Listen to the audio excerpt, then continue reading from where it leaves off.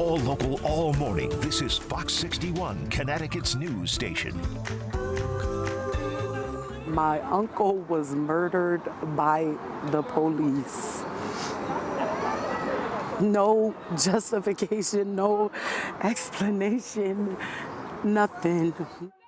Well, family members of a man killed by police in Bridgeport are now calling for justice. We're going to have more on their message and where the investigation into the man's death stands this morning. And a good morning to you. Thank you for joining us here at 6 o'clock on Fox 61. I'm Tim Lambert. And America Areas, good Wednesday morning. We're getting a check on the forecast right off the top of the 6 o'clock hour with Rachel Piscatelli. Good morning. Hey, good morning. Briefly cooler. Yeah, I noticed that. Yep. Briefly.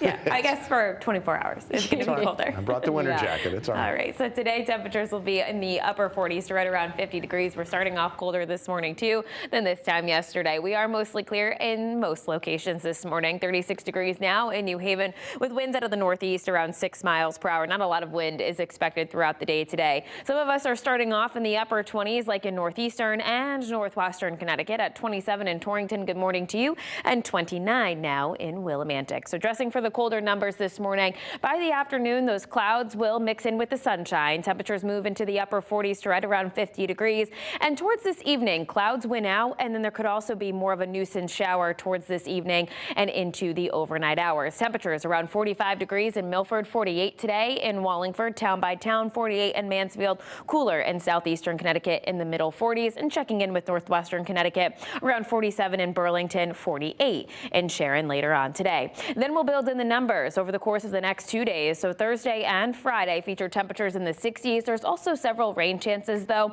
for this week and into this weekend. We'll have more details on that. Time it out for you coming up in just a bit. If you're heading out this morning here at 6:02, we overall are running smoothly. We don't have any road work to tell you about or alert you to at this hour, as most of that has cleared for the morning commute. A live look outside over in New Haven on 95. Both directions have light volume. Our delays over in Fairfield County have not picked up just yet, so your drive times look pretty good. Bridgeport to Fairfield is 6 minutes as you're traveling from Trumbull to Westport on the Merritt Parkway. Southbound is a nice 12-minute drive through that stretch. Over to you.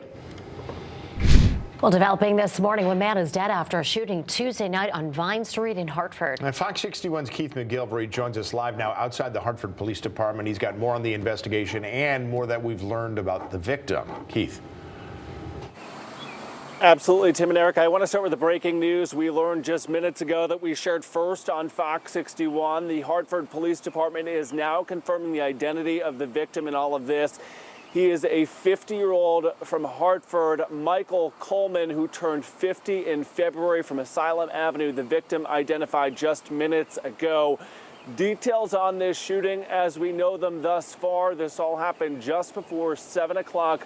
Last night on Vine Street. That's where authorities say Coleman, when they arrived at the scene, had been shot in the stomach and was lying in the middle of the road. EMS did what they could at the scene before transporting him to an area hospital where he was eventually pronounced dead. We are additionally learning from the Hartford Police Department that a number of things were found at the scene, among them shell casings that they believe are part of this investigation, as well as the victim's car. Upon arrival, we did find a male unresponsive in the roadway. EMS got here pretty quickly, did what they could to save his life, and bring him to a local hospital where he was unfortunately pronounced deceased. It doesn't matter whether this is a child, someone in 30s, 40s, a grandparent, brother, sister, wherever. It's every time this is a loss. And we have learned that this is the 4th homicide of the year in Hartford. Some context in all of this, that this is the exact number we saw at this point last year. There are a lot of questions that remain this morning. We have been in constant contact with the Hartford Police Department. No additional information at this point about a potential suspect in all of this. We had learned that somebody had fled the scene last night, getting away in a black car, but no additional information to share on that front. But again, the breaking news to share this morning, confirming within just the last couple of minutes that the victim in this shooting Tuesday night here in Hartford, a 50-year-old named Michael Coleman, of Asylum Avenue. I am at the police department working our sources. As I learn new information, I will bring that to you. But for now, live in Hartford, I'm Keith McGilvery, Fox 61. Keith, thank you for that update. We certainly appreciate it. He was nobody's thug, and they're trying to portray that he was a thug. He wasn't. He changed his life. He was a truck driver. They're not gonna get away with this. He was a great father, a great uncle, a great brother, a great son. His father is 70 plus years. This is not okay. This is not okay. That was the niece of a man who was killed by police in Bridgeport. She's calling for justice for her uncle, and she joined people in the community in those calls for accountability. They took their message directly to the Bridgeport Police Department yesterday. Fox 61's Kay Pattyfoot has more on their message, plus the latest on the investigation. Protesters took over this section of Congress Street in front of Bridgeport Police Station Tuesday afternoon, demanding answers after a man was shot and killed by police Monday night.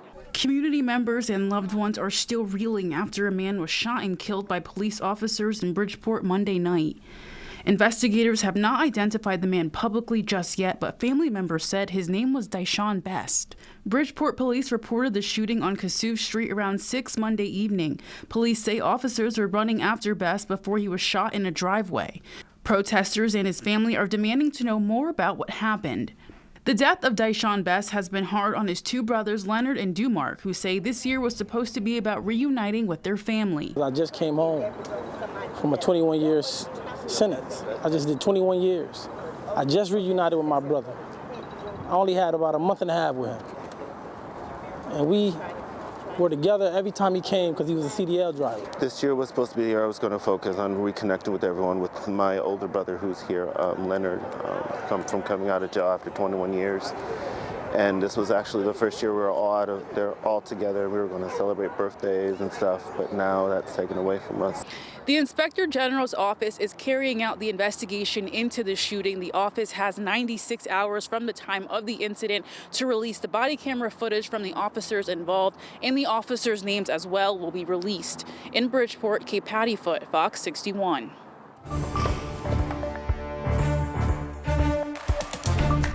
Was the door locked on his room or no? No. Okay, is it normally locked? No. Okay, it's normally open? No, yeah. And he has free reign to go out of there whenever he wants? Yeah. Okay. Okay. You smell smoke, right? You get up, you go to his room, right? And you're screaming. Screaming, yeah. He must have been sleeping and just, I don't know, just didn't realize until it was actually happening. Yeah. Yeah, okay. And you're telling him to get out of the room, because there's flames there. He was scared because of the... Yeah, and I get that. And I said, just go through that, whatever, just come out of the room. Yeah. And where do you go at that point? We both went downstairs. So he was able to get out with you at that time?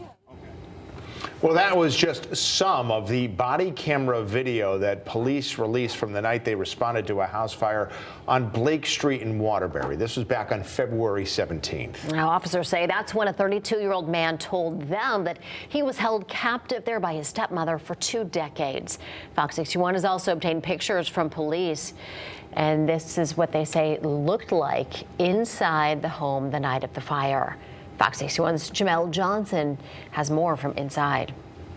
It was back on February 17th when police say a man set fire to this home behind me. They say he told first responders that his stepmother kept him captive inside the home for over 20 years. Now police have released images of inside what they're calling a house of horrors. The chilling photos were taken after the fire on February 17th. Because of this, many of the photos show charred walls, door frames, and furniture. A picture of the downstairs hallway shows dirty floors with severe debris on them. Many other images show cluttered living spaces with items scattered across floors and surfaces. Police did not specify if any of the photos released were of the man's 9x8 room where they say he was held captive in. However, police did release an image of the exterior lock on the outside of the room, which they say Sullivan used to keep the man locked inside. The man's identity has not been released yet. The GoFundMe that was set up in support of the man has now reached over $200,000. Organizers say that money will go towards medical and dental care, counseling and therapy, and and any other needs he may need